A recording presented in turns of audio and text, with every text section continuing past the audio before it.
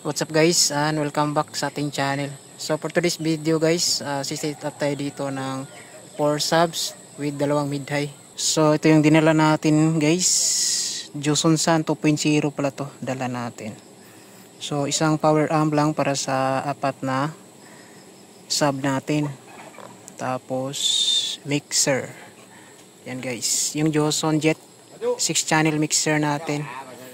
Ito na DBX po ito. Idong. DBX po ito guys na 223XS na 2-way. Tapos ito Joson 234XS gamit natin sa mid-high. Tapos EQ natin guys ito 31 band na Joson Pro 3102 Pro. Tapos maximizer natin ginamit natin sa sub tsaka sa mid. Sa high natin is walang enhancer, naka-direct lang siya. Tapos yung dala natin dito,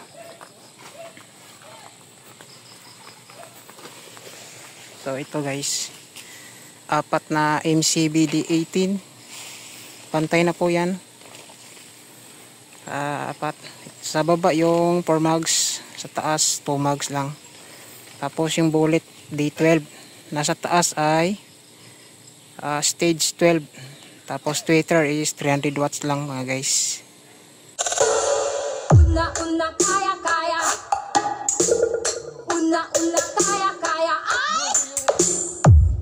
Una kaya kaya. Una kaya kaya. Ay! Una kaya kaya. Ay!